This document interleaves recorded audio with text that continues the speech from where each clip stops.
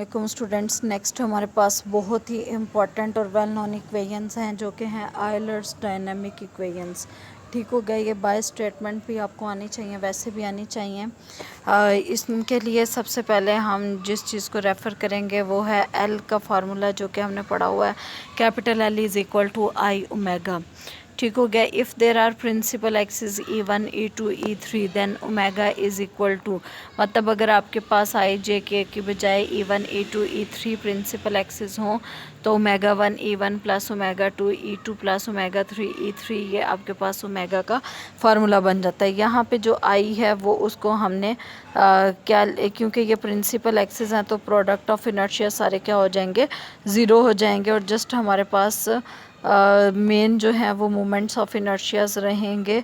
इसलिए हमने यहाँ पे डायगोनल एंट्रीज़ को I11 I22 I33 का नाम दे दिया, और ये जो प्रोडक्ट ऑफ इनर्शियाज थे इनको हमने क्या लिख दिया, 0 0 लिख दिया।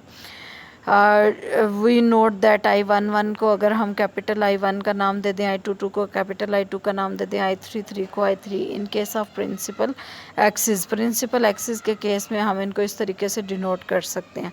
तो L is equal to I omega था। L को हमने कंपोनेंट फॉर्म में लिख लिया, I को हमने कंपोनेंट फॉर्म में लिख लिया 1 2 3 के साथ, और ओमेगा को कंपोनेंट फॉर्म में लिख लिया।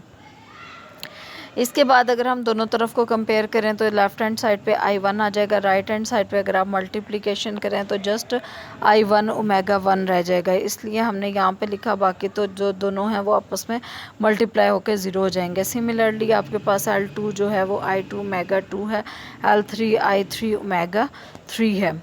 कैपिटल एल की बात करें तो कैपिटल एल आपके पास L1 E1 plus L2 E2 plus L3 E3 होता है। यहाँ से हमने L1 L2 L3 की वैल्यूज़ कैपिटल एल में रिप्लेस की तो आपके पास ये एक्सप्रेशन आ गया।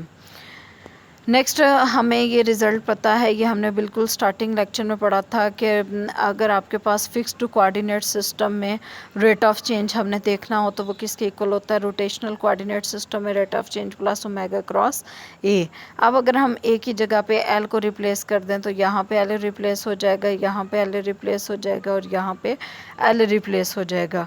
एल रिप्लेस करने के बाद ये जो लेफ़्ट हैंड साइड पे D L over D T बनेगा, ये आपको पता है ये किसके इक्वल होता है, जी के इक्वल होता है। जी फॉर टॉर्क के लिए यूज़ होता है। इसको अगर आप कंपोनेंट फॉर्म में लिखें तो ये क्या बनेगा, G1 E1 plus G2 E2 plus G3 E3। और इसके साथ साथ D L over D T rotational kinetic energy में किसके इक्वल होगा, सिंपल ये जो आपने एल फाइंड आउट किया हुआ है इसी का डेरिवेटिव आ जाएगा, इसमें तमाम ओमेगास का डेरिवेटिव आ जाएगा। ठीक हो गया। इसके बाद हमारे पास थर्ड जो एक्सप्रेशन था वो क्या था, ओमेगा क्रॉस एल था।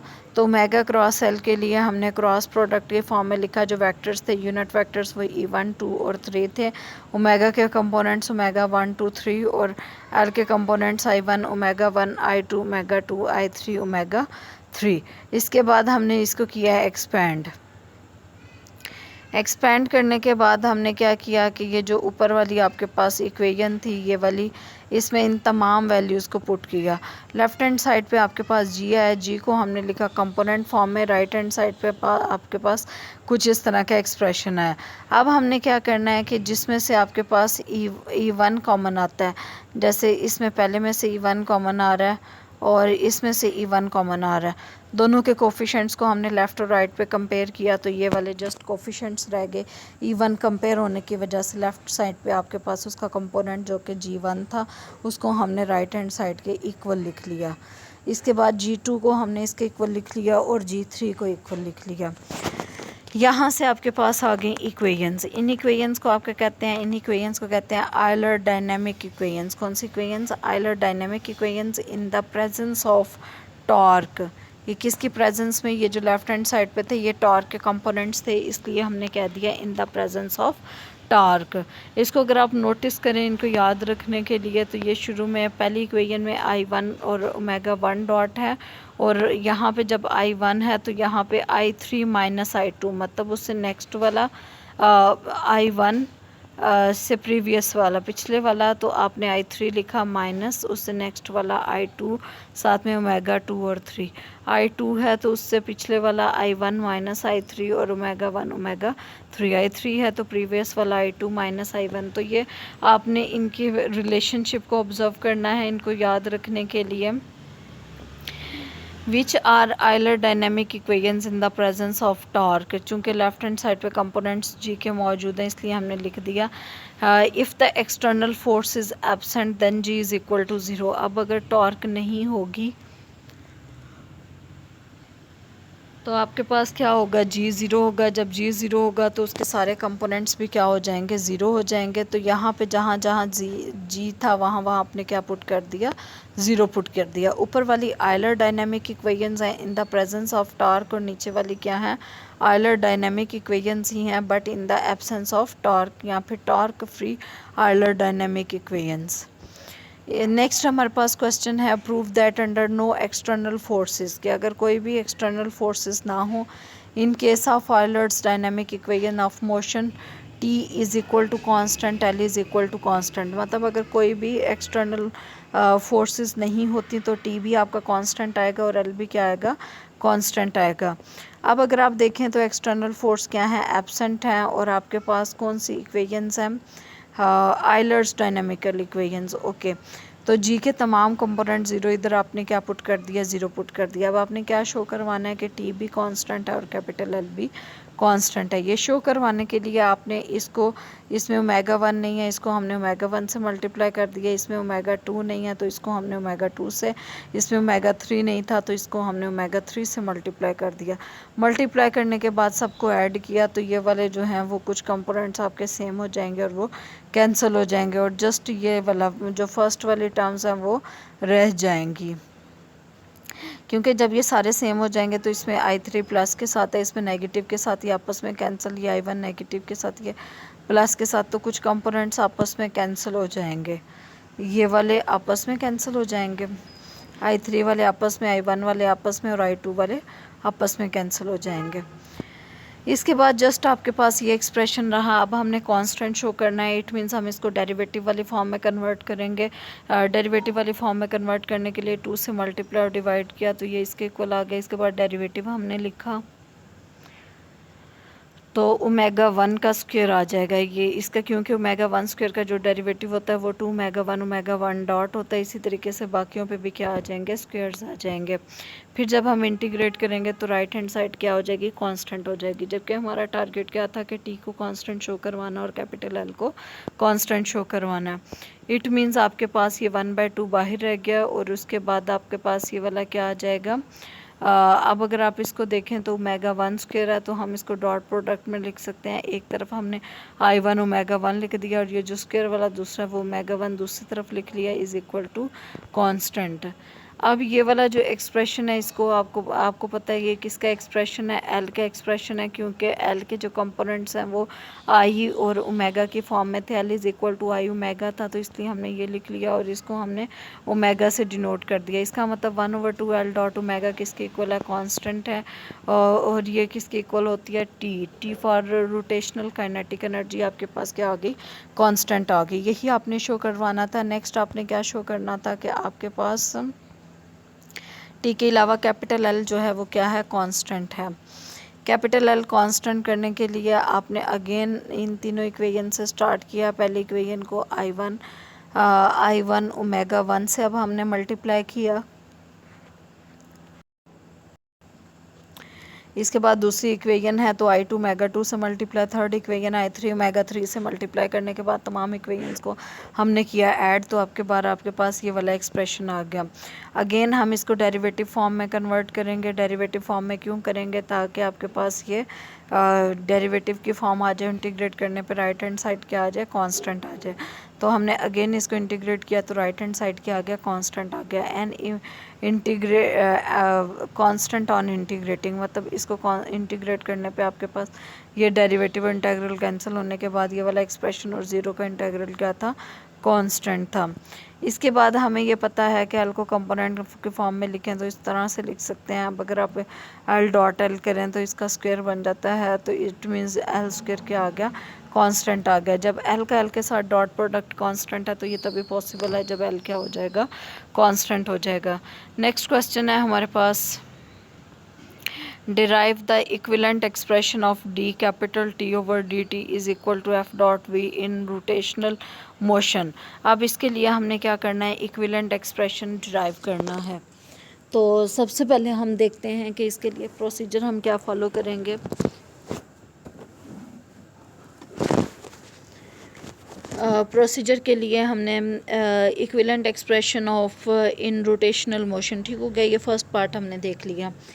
इसके लिए सबसे पहले अगेन हमने आयलर डायनामिकल इक्वेशंस यूज़ की जो कि टॉर्क फ्री नहीं है, मतलब टॉर्क उसमें मौजूद है, उसके कंपोनेंट्स हमने नॉन ज़ीरो लिए हैं, तो आपके पास ये आयलर डायनामिक इक्वेशंस आ गई। इनको अब हमने क्या करना है, ये जो तमाम क्वेश्चंस करने हैं ये जस्ट इनमें मल्टीप्लिकेशन का फ़र्क है, इसलिए मल्टीप्लिकेशन में आपने कंफ्यूज नहीं होना। अगर आप गलत मल्टीप्लाई कर देंगे तो आपका क्वेश्चन गलत हो जाएगा। तो पहले वाले को आपने ओमेगा 1 से मल्टीप्लाई किया, दूसरे वाले को ओमेगा 2 से, थर्ड वाले में ओमेगा 3 नहीं था तो ओमेगा 3 से अगेन इनको ऐड किया। जिस तरह आपने प्रीवियस क्वेश्चन में ये स्टेप रिपीट किए हैं, सेम उसी पैटर्न पे हम इनको रिपीट करेंगे। जब राइट हैंड साइड पे मल्टीप्लाई हो रहे हैं तो डेफिनेटली लेफ़्ट हैंड साइड पे मल्टीप्लाई होंगे। जब हम ऐड करेंगे तो कुछ इस तरह से एक्सप्रेशन आ जाएगा। अब इसके बाद राइट हैंड साइड अगेन हम डेरिवेटिव की फॉर्म में कन्वर्ट करने के लिए 2 से मल्टीप्लाई और डिवाइड करेंगे। फिर हमने कह दिया कि ये किसका डेरिवेटिव है, ओमेगा 1 स्क्वायर का डेरिवेटिव है। देन हम क्या करेंगे कि इसको हमने ओवरऑल डेरिवेटिव की फॉर्म में लिख लिया। इसके बाद हमें पता है कि कैपिटल एल किसके इक्वल है। अब हमें इसको अल्टरनेट एक्सप्रेशन देना चाह रहे हैं। कैपिटल एल किसके इक्वल है, I1 omega 1 E1 plus I2 omega 2 E2 plus I3 omega 3 E3, और ओमेगा का भी हमें पता है। अब अगर हम इन दोनों का डॉट प्रोडक्ट लें तो आपके पास ये वाला एक्सप्रेशन आ जाता है। इसलिए हमने इसकी जगह पे डॉट प्रोडक्ट वाली नोटेशन यूज़ करनी है। इट मीन्स आपके पास ये क्या बन जाएगा, लेफ़्ट हैंड साइड पे तो जी ही रहेगा और राइट हैंड साइड पे आपके पास ये वाला एक्सप्रेशन बन जाएगा।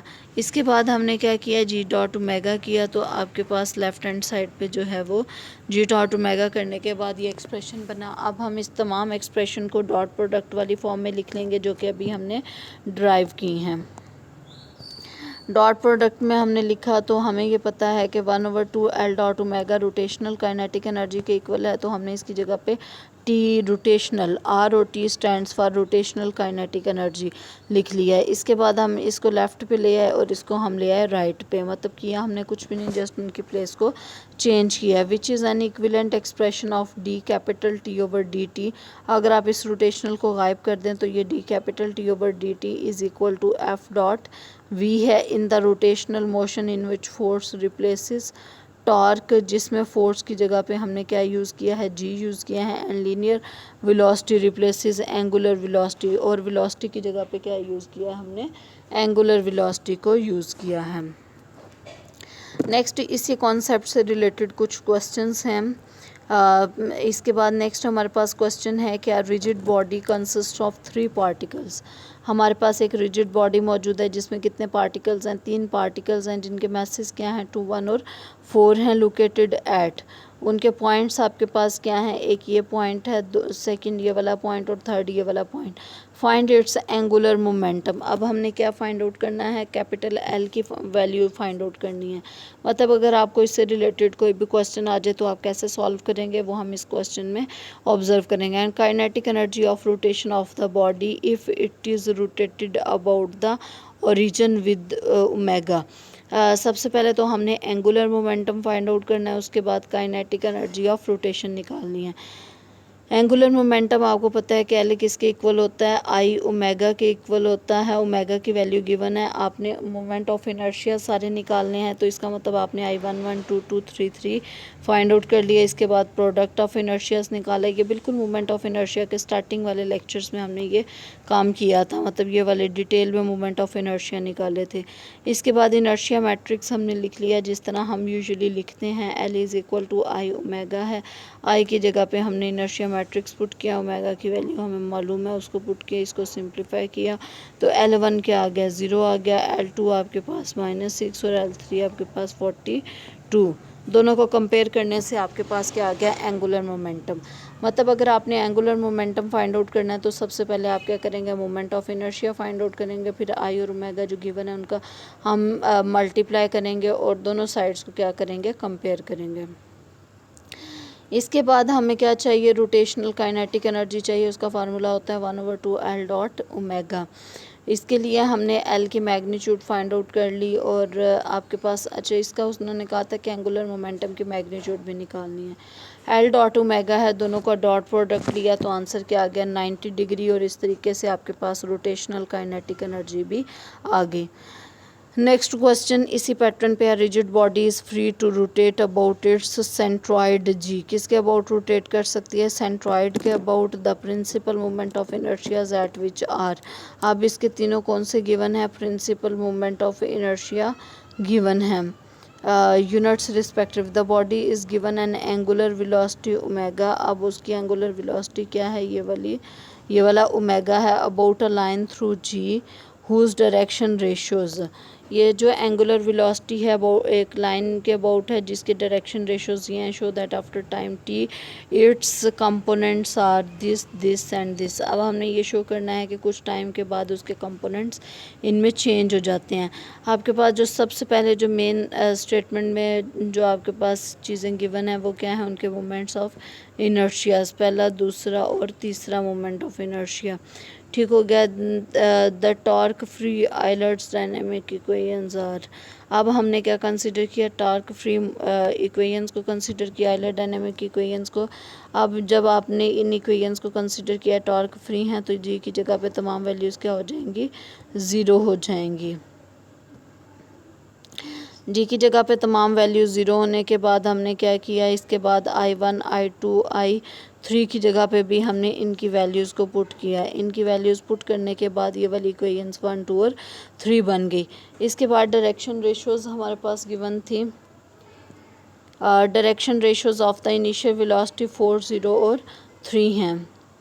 ठीक हो गया, 4 0 और 3 डायरेक्शन रेशोज़ आपके पास थी इनिशियल वेलोसिटी की। तो डायरेक्शन को साइन बनाने के लिए आपने क्या किया, इनकी मैग्नीट्यूड लेंगे 4 स्क्वायर 16 प्लस 0 प्लस 9, तो ये बना 25 का स्क्वायर रूट, आंसर आ गया 5। तो आपने हर कंपोनेंट को 5 से डिवाइड किया तो डायरेक्शन को साइंस आ गए। Magnitude of angular velocity is omega at time t is equal to 0। अब हमें पता है कि मैग्नीट्यूड ऑफ एंगुलर वेलोसिटी क्या है, ओमेगा है और time t is equal to 0 है, इसलिए ओमेगा 1 किसके इक्वल आ गया, 4/5।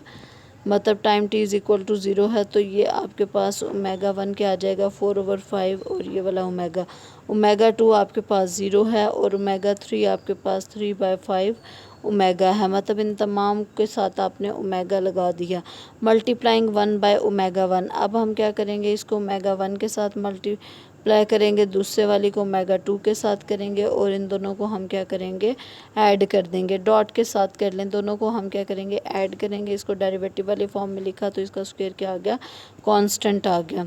अब चूँकि टाइम आपके पास क्या है, 0 है और स्मॉल ओमेगा 1 आपके पास इसके इक्वल है, ओमेगा 2 ये है।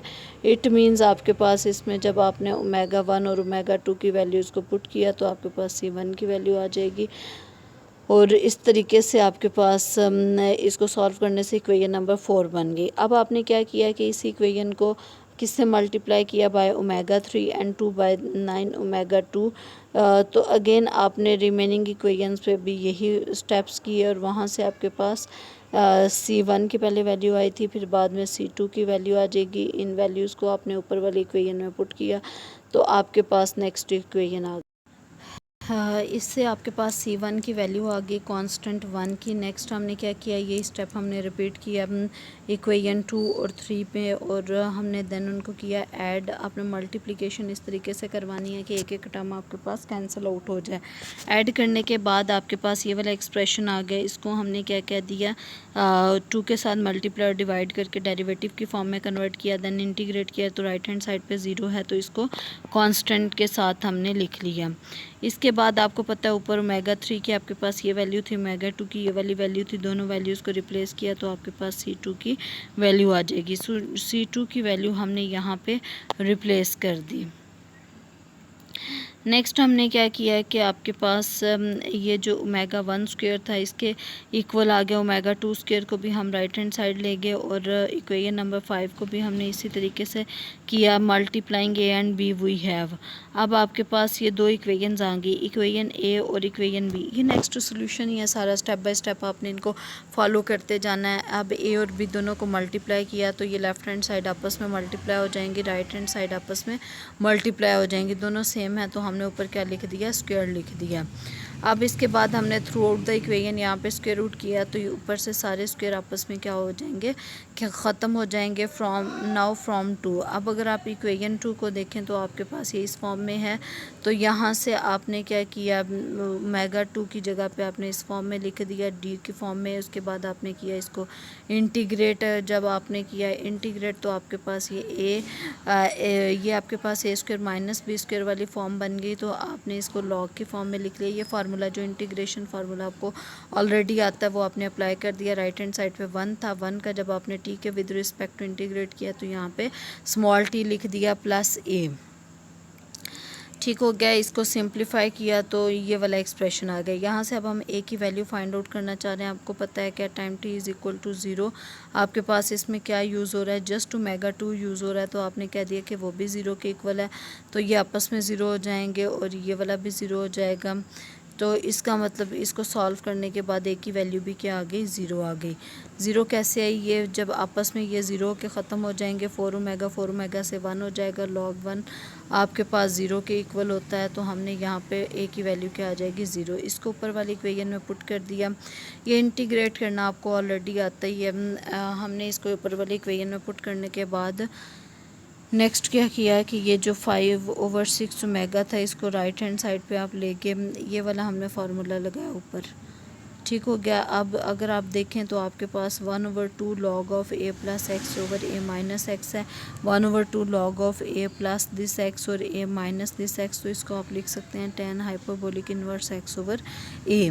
तो x की जगह पे 5 ओमेगा 2 मौजूद है, की जगह पे 4 ओमेगा है, is equal to right hand side. इसके बाद tan हाइपरबोलिक है, इस साइड पे जाके वो सिंपल यहाँ पे इन्वर्स था तो यहाँ पे tan हाइपरबोलिक बन गया, where theta is equal to theta आपके पास क्या है वो 3 ओमेगा टी है। tan थीटा मतलब इधर जाके ये tan थीटा बनना था ना, तो जो भी ये मौजूद है इसको हमने थीटा के साथ लेबल कर दिया, तो यहाँ से ओमेगा 2 की वैल्यू आ गई। Given that tan 5/2 is equal to tan hyperbolic 3 omega t by 10। आपको पता है कि ये जो tan हाइपरबोलिक है ये साथ में उसके थीटा की जगह पे आपने ये भी लगा दिया। इसको आप किसके इक्वल ले रहे हैं, tan 5/2। रीज़न क्या है, क्योंकि हमने रीज़न क्या है क्योंकि आपके पास ये गिवन था, इसलिए हमने इसको इसके इक्वल कंसिडर किया है। नेक्स्ट हमने क्या किया कि ये जो tan hyperbolic theta by tan hyperbolic theta by 2 था, इसको हमने e raise to the power ये वाला फार्मूला लगाया और यहाँ पे आपके पास इसके अकॉर्डिंग sin फाई और cos फाई बाय 2 की वैल्यूज़ आ गई। sin फाई को हमने इस फॉर्म में लिखा, tan हाइपरबोलिक की फॉर्म में आ गई, तो यहाँ से आपके पास ओमेगा 2 कुछ इस फॉर्म में आ जाएगा। अच्छा, इस तमाम को आपने सॉल्व करते जाना ये आप इस तरीके से क्यों कर रहे हैं, क्योंकि आपके पास गिवन था कि ओमेगा के जो कंपोनेंट्स हैं, show that after time t its components are this, तो हमने इस फॉर्म में लिखना है। ओमेगा 1 ये आना चाहिए, ओमेगा 2 ये आना चाहिए, ओमेगा 3 ये आना चाहिए। अब ये आपके पास गिवन था tan 5/2 is equal to tan hyperbolic, तो इसलिए जो भी आपके पास आंसर आया उसको आपने 5/2 के साथ लेबल कर लिया है। तो ये थोड़ी सी कैलकुलेशन मिक्सिंग सी है, तो आपने इसको तवज्जो से कर लेना ताकि आपको कन्फ्यूजन ना हो। ठीक हो गया। नेक्स्ट हमारे पास क्वेश्चन कुछ इसी टाइप का है। एन एलिप्साइड फ्री टू मूव, एक आपके पास क्या है, एलिप्साइड है जो कि फ्रीली मूव कर रही है अबाउट इट्स सेंटर, अपने सेंटर के about is set in rotation at time t is equal to 0 with an angular velocity omega. उसकी एंगुलर वेलोसिटी क्या है, ओमेगा है। उसके बाद are components of omega along the principal axis at the centre.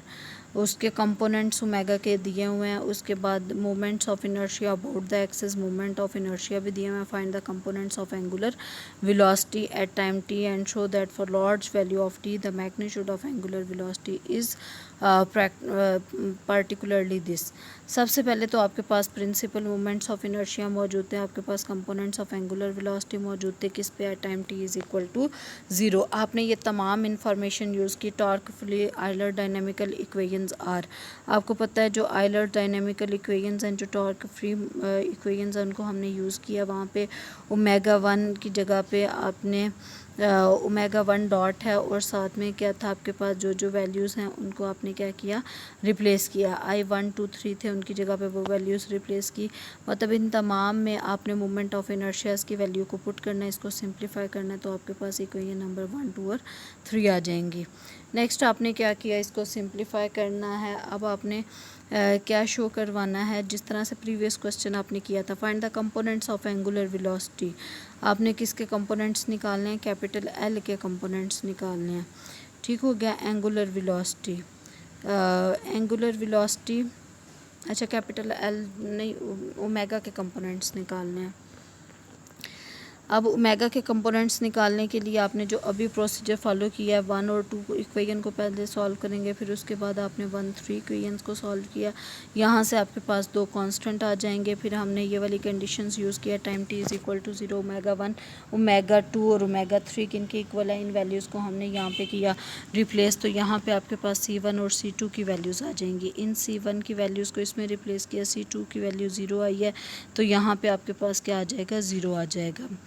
Next हम क्या करेंगे, इसको हमने सिंप्लीफाई किया, थोड़ा सा ये इस फॉर्म में आ गया। अब हम इक्वेशन 2 और 3 को पहले 1 2 और पहले हमने क्या किया, पहले हमने 1 2 और 1 3 को किया था। अब इक्वेशन 2 और 3 को कंसीडर करेंगे। अगेन यहाँ से आपके पास इन्हीं स्टेप्स को फॉलो करते हुए C3 की वैल्यू आ जाएगी, इसको ऊपर रिप्लेस करेंगे तो ये इक्वेशन C बन जाएगी।